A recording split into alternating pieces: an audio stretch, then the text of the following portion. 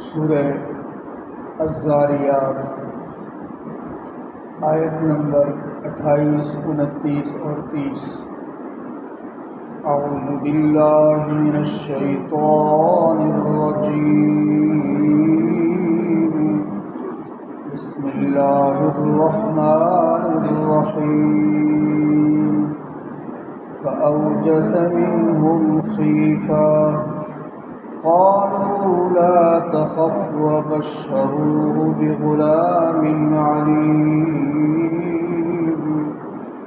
فأقبلت امرأته في سرة فصكت وجهها وقالت عجوز عقيم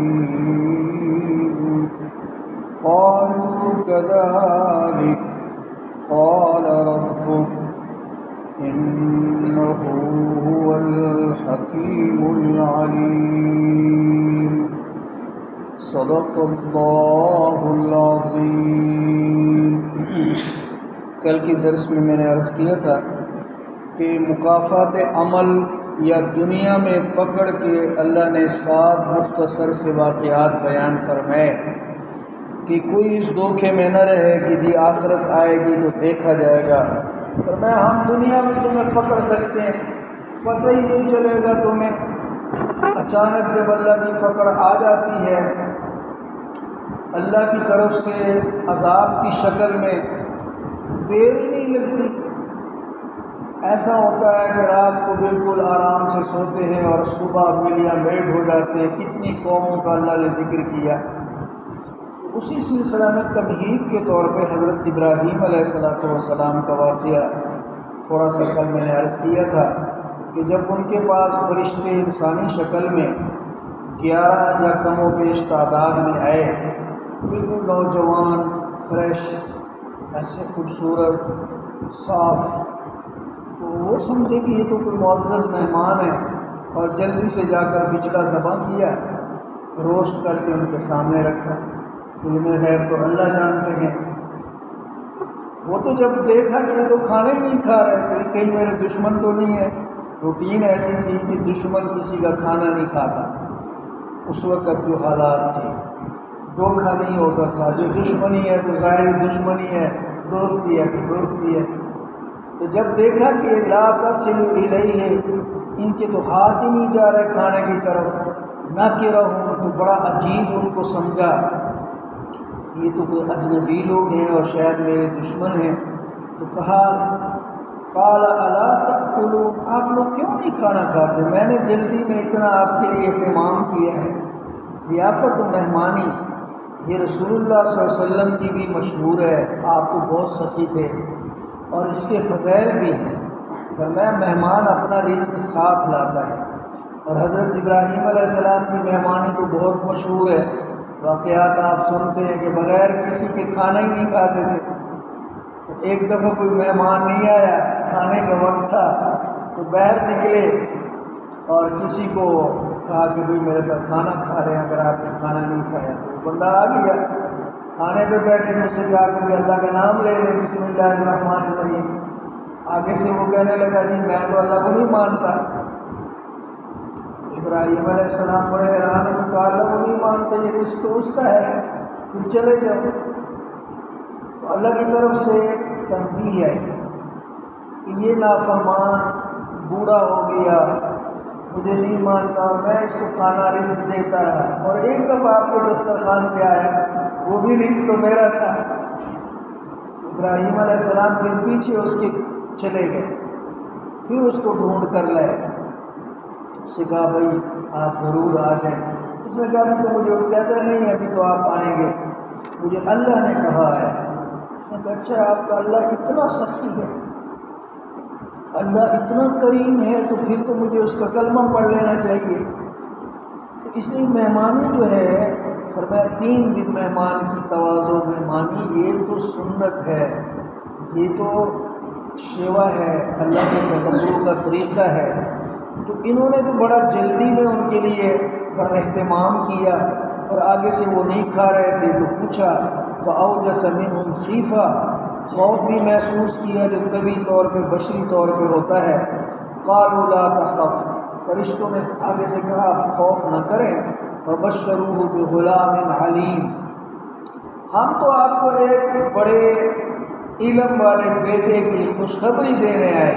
ابراہیم علیہ السلام کی اولاد نہیں تھی، آپ کی 2 بیویاں تھیں، حضرت سارہ سے بھی آپ کی اولاد نہیں تھی جو بڑی بیوی تھی، حضرت حاجرہ، پھر بعد میں اللہ نے اسے حضرت اسماعیل علیہ السلام، اور حضرت سارہ سے حضرت اسحاق علیہ السلام کی اللہ تعالیٰ نے بشارت دی۔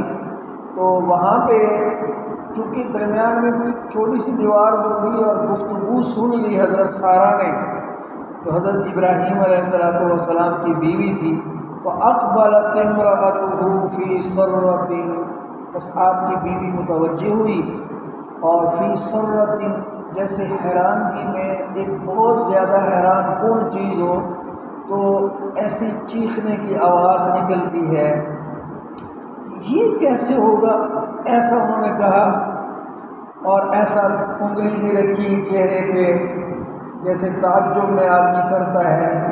دوسری جگہ قرآن کہتا ہے قالت انا عجوز، میں بوڑھی ہوں، 90 سال میری عمر ہے، وہذا بانی شیخا، یہ میرا خاوند بالکل شیخ ہے، 100 سال اس کی عمر ہے، اس عمر میں اللہ تعالیٰ بیٹا عطا فرمائیں گے۔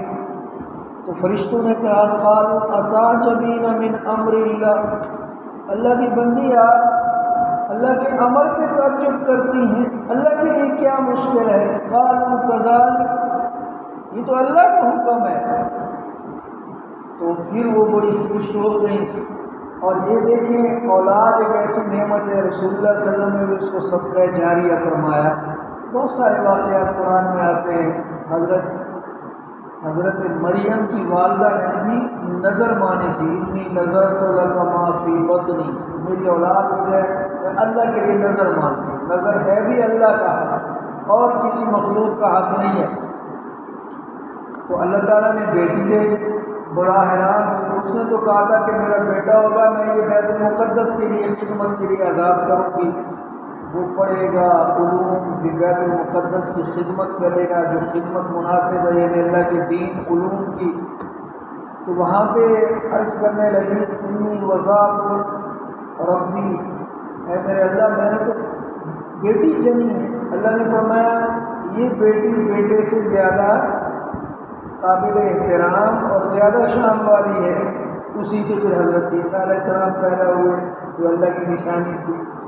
تو مشہور بات یہ ہے کہ حضرت مریم کی کفالت کے بارے میں جب یہ ہوا کہ کون کفالت کرے گی، یہ تو بیت المقدس کے لیے وقف ہے، ان کی نظر ہے، تو پورا ڈالا گیا۔ تو حضرت زکریا علیہ السلام کا جس طرف سے پانی بہتا ہے، پانی کا زور ہوتا ہے، انہوں نے پورے ڈالے لکڑی کی جو چھوٹی چھوٹی، جو اس طرف بہاؤ کرے گا جدھر سے پانی آ رہا ہے اس طرف سے تو پانی دباتا ہے، تو اس کے لیے بھی حوالے کریں گے۔ وہ حضرت زکریا کا پورا نکلا۔ زکریا علیہ السلام اللہ کے نبی بھی ہے، حضرت زکریا علیہ السلام کی بیوی اور حضرت مریم کی ماں یہ دونوں بہنیں تھیں۔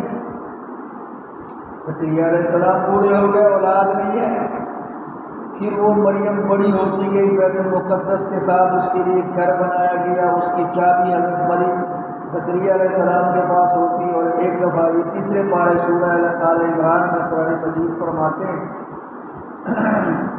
حضرت زکریا علیہ السلام جب داخل ہوئے نا کمرے میں، دخل المحراب، اور دیکھا کہ بے موسم کے پھل پڑے ہیں، کہا انا لک ھذا، مریم یہ کہاں سے آتے ہیں؟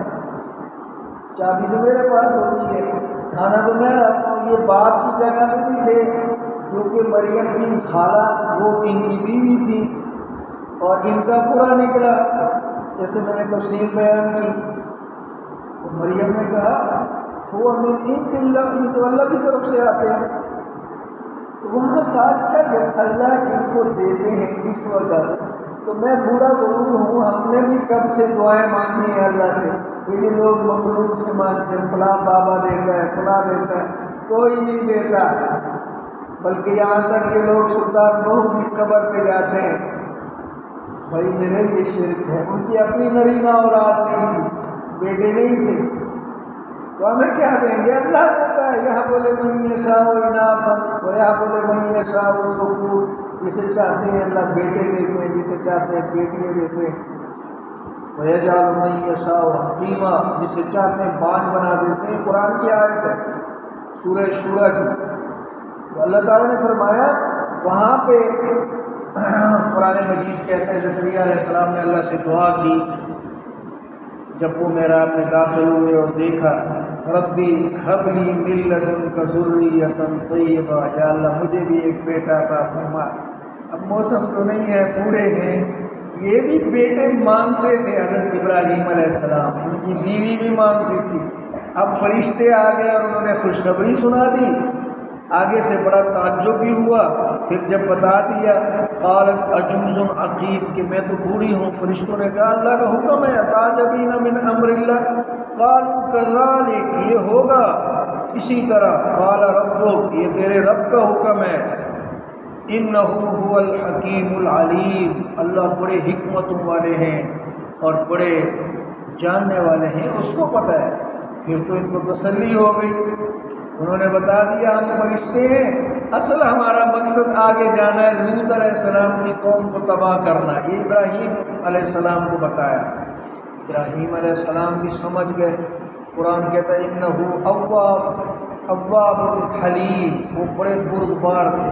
لوط علیہ السلام حضرت ابراہیم علیہ السلام کے بھتیجے ہیں، ان پہ ایمان لے، پھر ان کو نبوت ملی، تو ابراہیم علیہ السلام قرآن مجید کہتے ہیں فرشتوں سے کہنے لگے کہ ابھی تھوڑا ان کو مہلت دے دو۔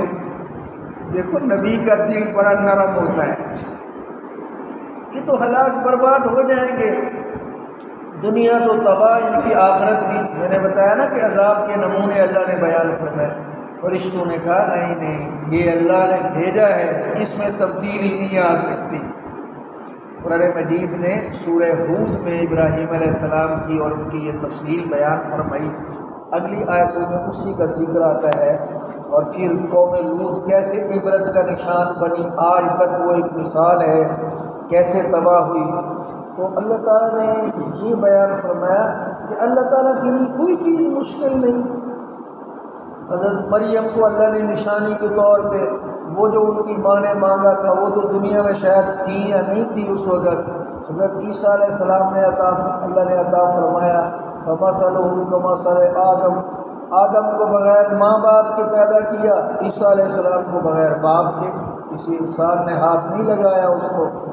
اللہ فرماتے ہیں یہ میری حکمتیں ہیں۔ تو ابراہیم علیہ السلام کو بشارت بھی اسی لیے دی گئی، اس کی دعا بھی قبول ہوئی، وہ بھی مانگتے رہے تاکہ یہ غمزدہ نہ ہوں جو لوط علیہ السلام کی قوم پہ عذاب آئے گا۔ اور پھر اللہ کے فرشتے وہاں پہنچے اور ان کو کہا بس صبح صبح آپ چلے جائیں لوط علیہ السلام کو اور ان پہ ایمان لانے والوں کو، اور فرمایا تیری بیوی ہلاک ہو جائے گی۔ بیوی جو تھی اس کا تعلق جو تھا، اس کا جو ذہن تھا وہ باطل لوگوں کے ساتھ تھا۔ لوط علیہ السلام کی بیوی اور حضرت نوح علیہ السلام کی بیوی دونوں تباہ ہو گئی۔ اللہ تعالیٰ نے یہ اگلی آیتوں میں یہ واقعات بیان فرمائے، اور پھر پتہ ہی نہیں آج تک عذاب کے وہ آثار قوم لوط میں ہیں۔ وہاں پہ اب بھی اس پانی میں کسی کا پاؤں ہاتھ پڑ جائے تو آبلے پڑ جاتے ہیں، عذاب کے آثار ہیں۔ رسول اللہ صلی اللہ علیہ وسلم وہاں سے گزرے تبوک کی طرف، جب رومن کے خلاف آپ جا رہے تھے تو آپ نے فرمایا یہاں سے جس نے پانی لیا وہ الٹ دے۔ عذاب کے آثار اب بھی باقی ہیں۔ اللہ تعالیٰ نے یہ ساری چیزیں قرآن مجید میں اس لیے بیان فرمائی کہ سب کچھ اختیار میرے اللہ کا چلتا ہے، وہ جیسے چاہتا ہے۔ اللہ کے لیے کوئی کسی چیز میں دیر نہیں ہوتی، نہ کوئی موسم ہوتا ہے، جب اللہ چاہے۔ اللہ تعالیٰ ہم سب کو ایمان کامل نصیب فرمائے۔ قرآن مجید کی